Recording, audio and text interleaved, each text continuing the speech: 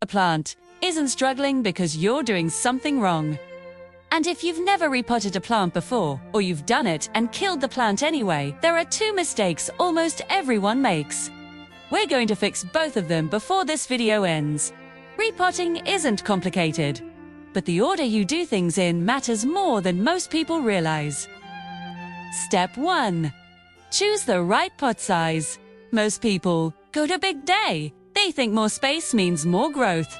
But a pot that's too large holds too much water around the roots, and that's how root rot starts. Go one size up. If your current pot is 4 inches, move to 6. That's it. And always make sure the new pot has a drainage hole. No drainage hole means water sits at the bottom with nowhere to go. A beautiful pot with no hole is a slow death sentence for your plant. Step 2. Get the plant out without damaging it. Don't yank it. Squeeze the sides of the pot gently to loosen the roots, then tip it sideways and let it slide out.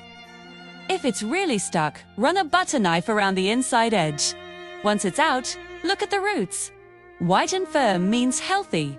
Brown and mushy means root rot. Trim those sections off with clean scissors before you do anything else. Step 3. The mistake everyone makes. They put the plant straight into the new pot with no soil at the bottom.